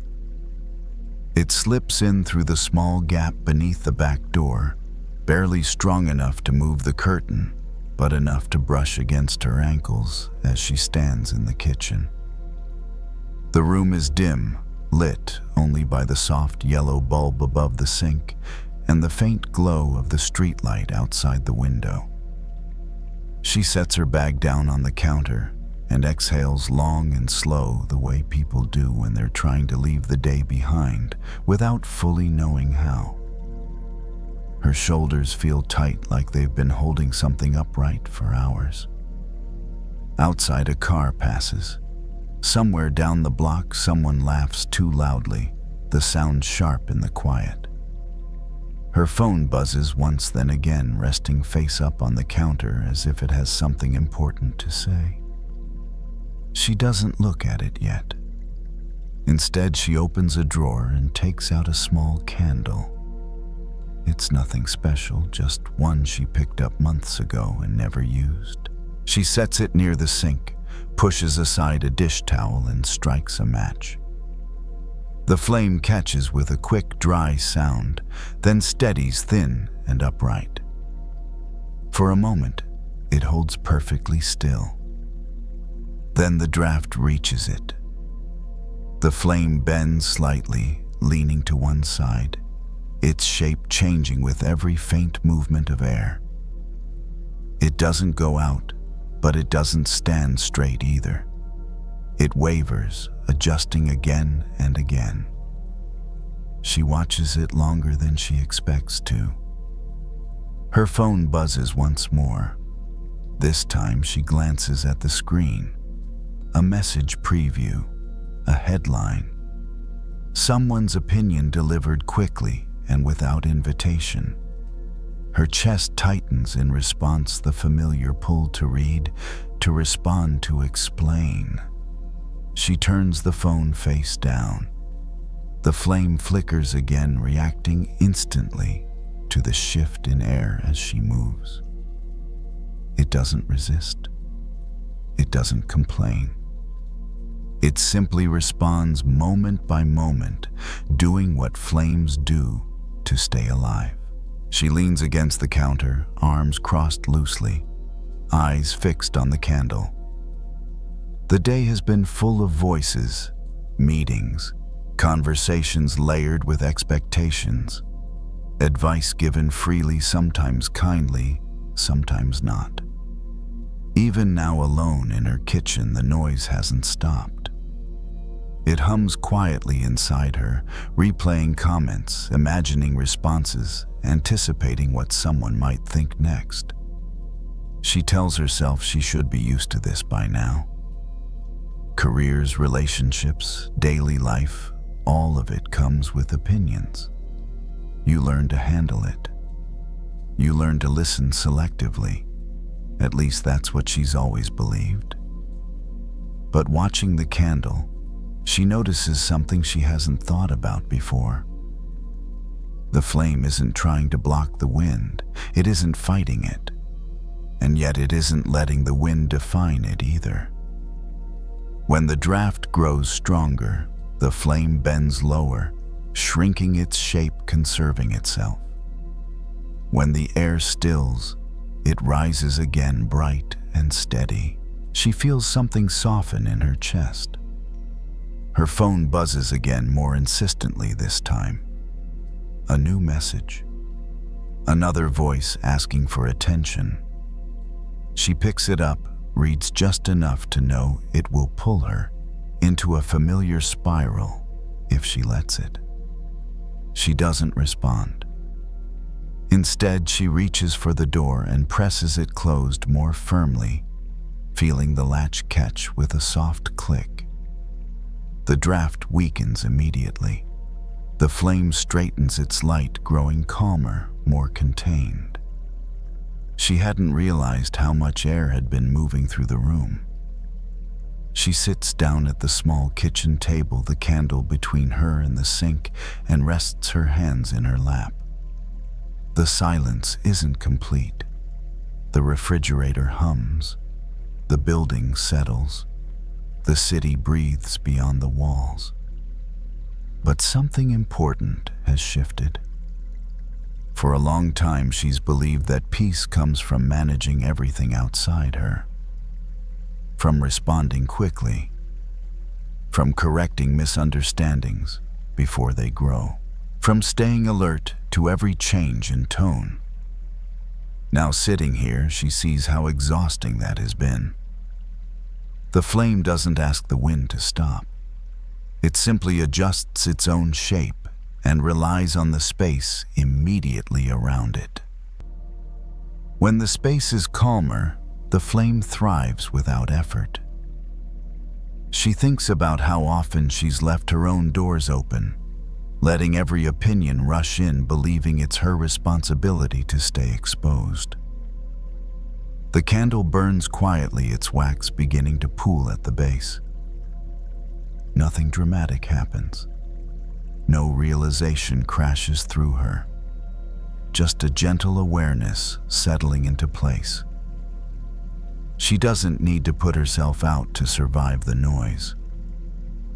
She watches the flame a little longer, letting its steady presence anchor her attention, and for the first time all evening, her mind stops racing ahead to the next thing that might disturb her.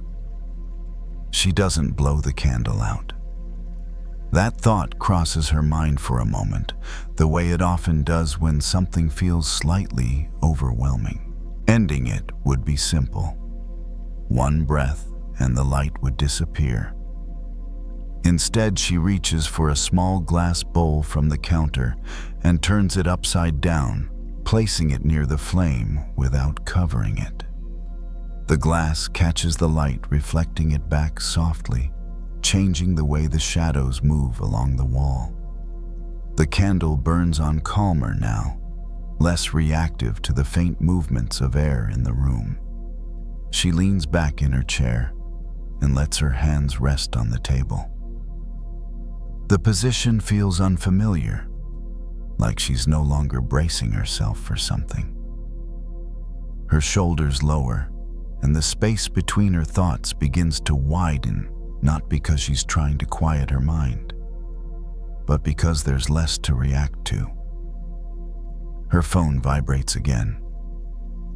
She doesn't flinch this time. She reaches for it slowly, as if testing how much attention it actually deserves. The screen lights up. Another message, another opinion, another small demand for response. She reads it once, then sets the phone down a little farther away, out of easy reach.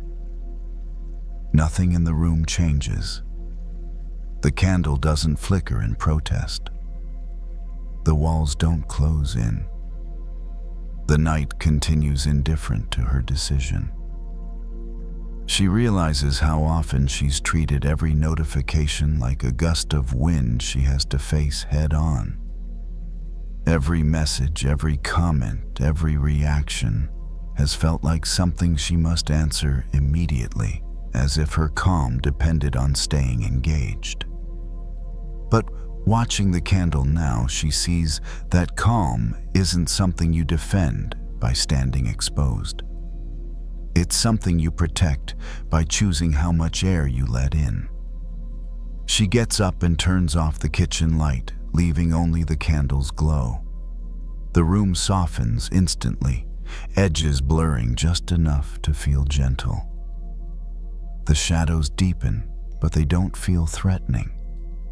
They feel like rest. She sits back down and lets her eyes follow the small movements of the flame. Even sheltered, it still shifts slightly, responding to the subtle currents of the room. It isn't frozen. It isn't rigid. It's alive, adjusting without panic. That feels important. For a long time, she's believed that being strong meant staying open to everything, taking it all in, enduring the noise, proving she could handle it. But that strength has often come at the cost of her own steadiness. Now she sees another kind of strength taking shape.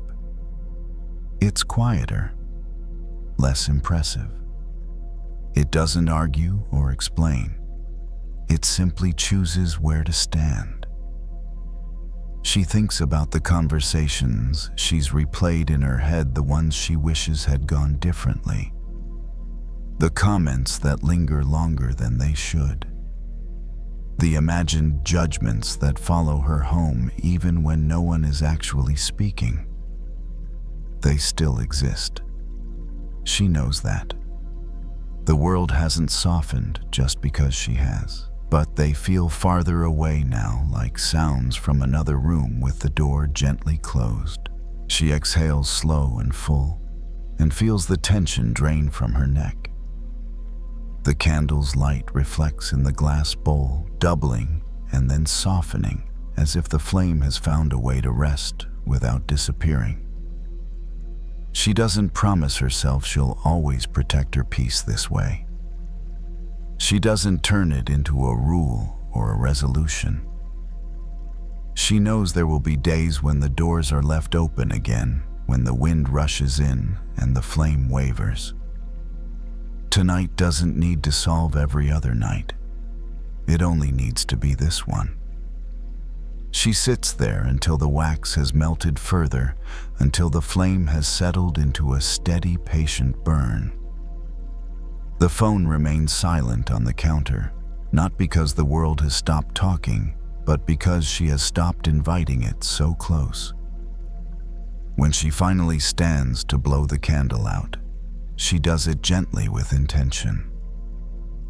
The smoke rises in a thin, quiet line, then fades into the air. The room darkens, but it doesn't feel empty. It feels protected.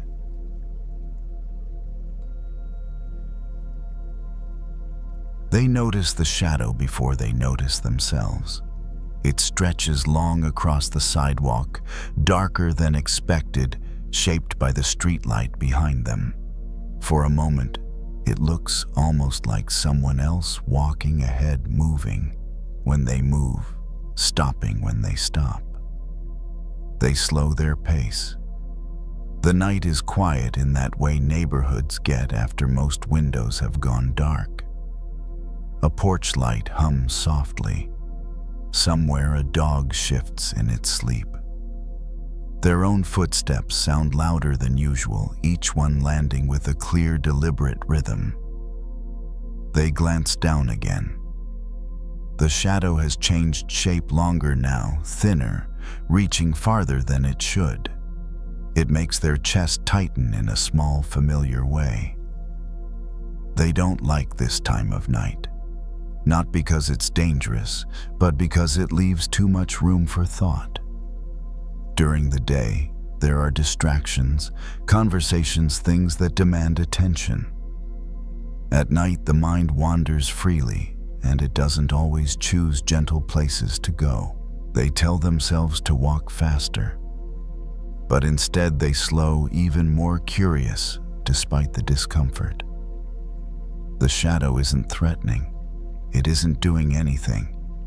It's just there, following faithfully, no matter how they try to ignore it. They think about how often they've felt this way, about parts of themselves. Traits they'd rather not acknowledge. Reactions that surprise them. Thoughts that appear suddenly uninvited and linger longer than they'd like. During the day, they manage these parts carefully. They stay polite, controlled, reasonable. But at night, those edges feel sharper, harder to look away from. A breeze moves through the trees lining the street, and the leaves respond with a soft rustle. The shadow shivers with the movement of branches above, breaking into uneven shapes along the pavement. They stop under the light. The shadow pools around their feet now, shorter, darker, less dramatic. It doesn't stretch ahead anymore. It waits. They stand there, hands in their pockets, feeling the cool air on their face. The light behind them casts a clear outline, honest and unflattering. There's no place for the shadow to hide. They wonder when they started believing that shadows mean something is wrong. Shadows appear because there is light. Without light, there would be nothing to cast them. This is something they know in theory, something simple enough to explain, yet difficult to remember. When the mind starts to judge itself harshly, they shift their weight from one foot to the other. The shadow follows obedient and immediate. They remember times they've replayed their own mistakes late at night, watching them grow larger in their thoughts, stretching farther than they ever did in reality. One comment, one reaction, one imperfect moment becomes a shape that seems to define them entirely. Standing here, they notice how the shadow distorts when they move, how it lengthens and shrinks depending on their position, not because it has changed, but because the light has. The realization settles slowly. Maybe the parts of themselves they fear aren't growing. Maybe the angle has just changed. They take a step forward out of the brightest part of the light. The shadow stretches again, reaching ahead, exaggerated and unfamiliar. The feeling returns, a slight unease, a tightening in the stomach. They pause, then step back. The shadow shortens. Nothing about them has changed, only their position. They let out a quiet breath, the kind that releases a thought before it has time to turn into a story. The street remains empty. The night remains still. For a long time, they've tried to outrun this feeling, to walk faster than their doubts, to stay busy enough that the shadow never has time to catch up. But it always does. Now, standing here under the streetlight, they try something different. They turn around slowly. The shadow slips behind them, no longer in front, no longer something to watch. They can't see it now, but they know it's still there, doing exactly what it has always done. Following. They stand like that for a moment, facing the light, feeling its warmth faintly on their back. The darkness behind them doesn't feel as heavy when they aren't staring directly into it. They begin to walk again, this time without checking the pavement every few steps. The shadow stays with them, unseen, but present. And for the first time tonight, that doesn't feel like a threat. They walk for a while without thinking about the shadow at all. Their attention drifts to the sound of their breathing, the steady pattern of steps, the quiet consistency of the street. The houses pass by one after another, each one dark or softly lit, holding lives that have already settled into sleep. When a thought tries to pull them back inward, they notice it and keep walking. The streetlight behind them fades, replaced by another farther ahead.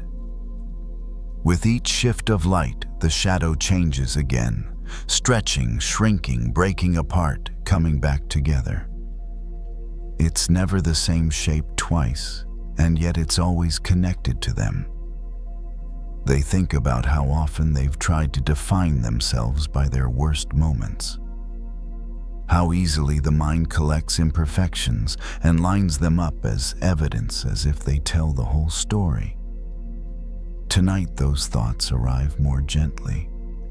They pass a parked car, its surface catching the glow of the light for a brief second before releasing it. The reflection moves across the metal and disappears, leaving nothing behind.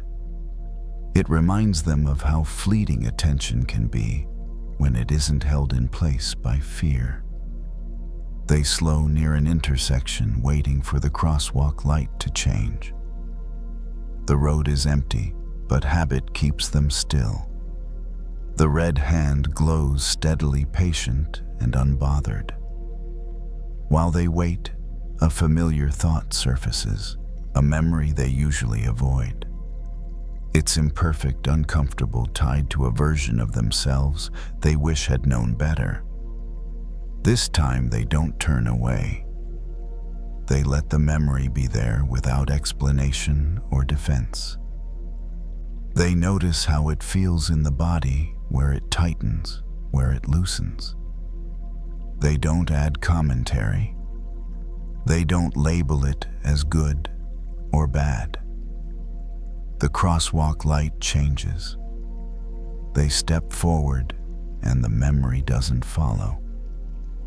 It stays behind, fading naturally, like the shadow when the light shifts again.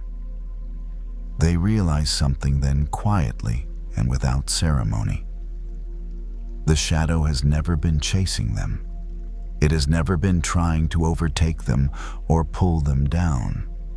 It has only been responding to the light they stand in and the direction they choose to face. When they turn toward the light, the shadow moves out of sight. When they turn away, it stretches ahead and demands attention. Neither position is wrong, but one feels easier to live with. They reach the end of the block and turn the corner, leaving the street lights behind for a stretch of darker road. The shadow becomes faint, barely visible, blending into the night. They don't feel relieved. They feel steady. For years they've tried to get rid of the parts of themselves they don't like, to fix them, to think them away, to pretend they don't exist. All that effort has only made those parts louder in the quiet moments. Now, walking through the softer darkness, they sense a different approach taking shape. They don't need to love every part of themselves tonight. They don't need to understand it all. They don't need to resolve every inner conflict. They only need to stop running. A breeze passes through, carrying the faint smell of damp earth and leaves. It settles on their skin and then moves on, leaving nothing behind. The night feels wider now, less crowded by judgment. As they near their building, the entrance light comes on, automatically illuminating the path ahead. Their shadow appears once more, brief and unremarkable, then disappears as they step inside. The door closes softly behind them. In the quiet stairwell, they pause, hand resting on the railing. The light overhead hums faintly, steady and contained. There is no shadow here, only clean walls and even illumination. They notice how little they miss it. Not because it was something to fear, but because it no longer needs their attention. They climb the stairs slowly, unhurried, feeling the solid presence of each step beneath their feet. Their thoughts move at the same pace, no longer racing ahead or circling back. By the time they reach their door, the night feels settled inside them. They turn the key, step into the dim room, and close the door gently behind them.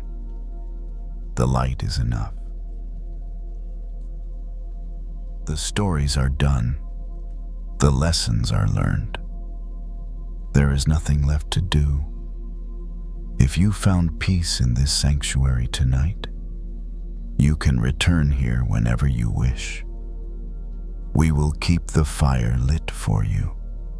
If you wish to support this channel, you may leave a gentle like or subscribe so we can find each other again in the vast ocean of the internet.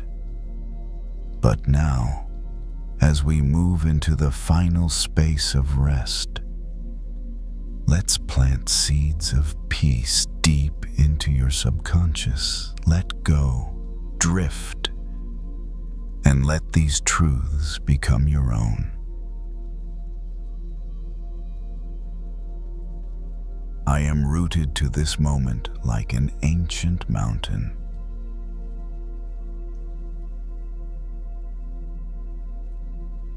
I am rooted to this moment like an ancient mountain.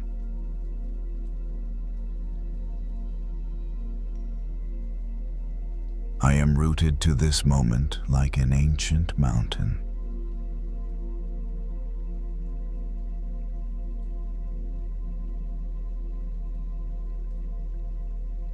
My body feels heavy and solid, like warm stone.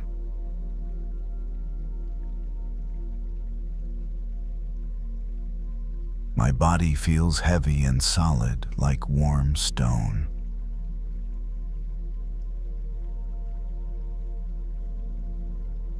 My body feels heavy and solid, like warm stone.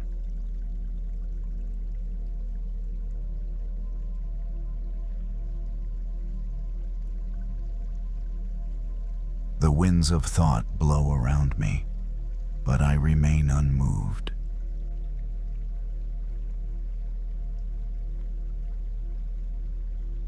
The winds of thought blow around me, but I remain unmoved.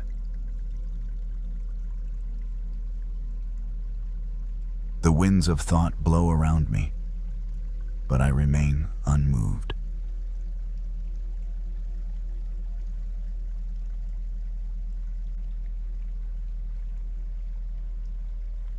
I possess the silent strength of the earth.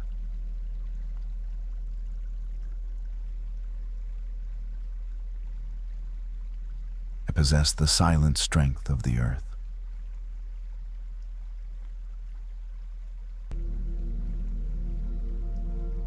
I possess the silent strength of the earth.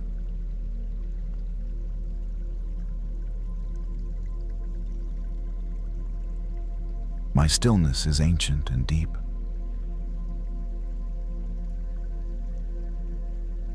Stillness is ancient and deep.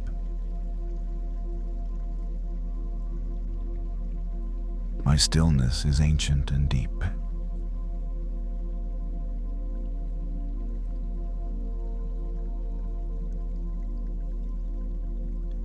Stable and completely safe.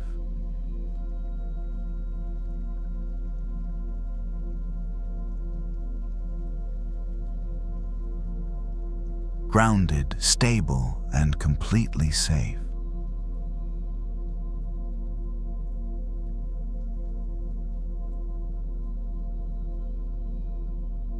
I am grounded, stable, and completely safe.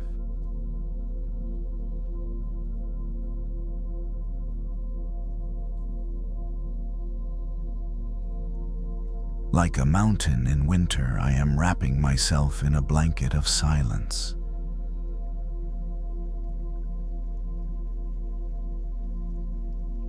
Like a mountain in winter, I am wrapping myself in a blanket of silence.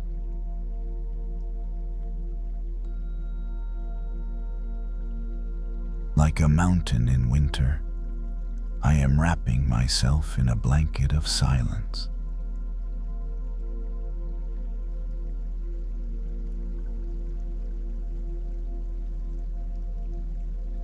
I rest in the foundation of my own being.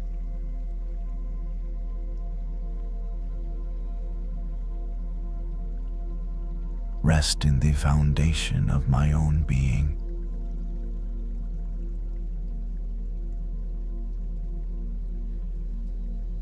Rest in the foundation of my own being.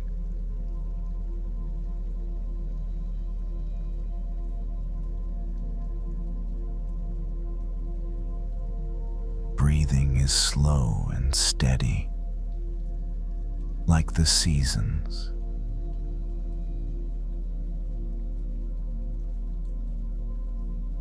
My breathing is slow and steady like the seasons.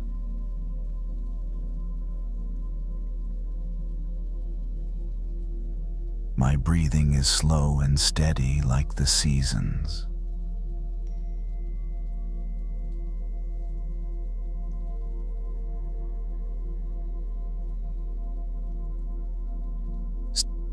As the rocks.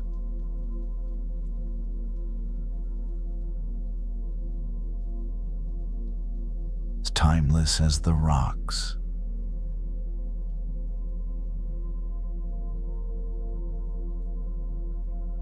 As timeless as the rocks.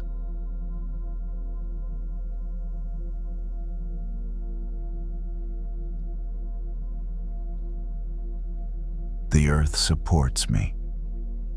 I can let go of holding myself up.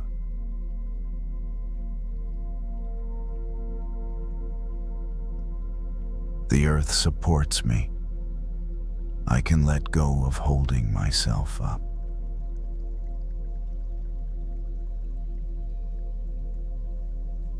The earth supports me. I can let go of holding myself up.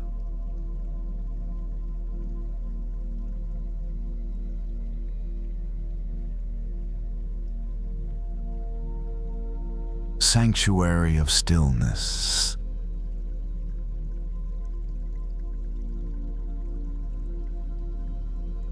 Sanctuary of stillness.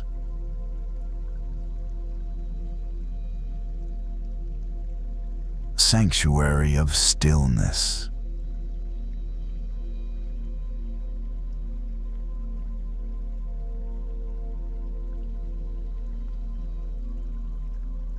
External noise cannot shake my inner ground.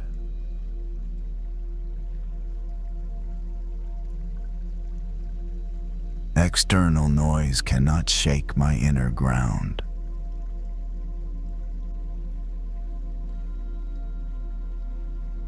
External noise cannot shake my inner ground.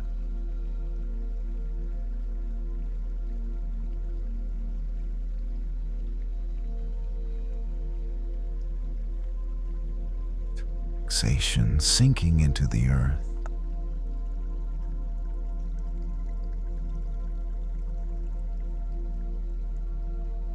Relaxation sinking into the earth.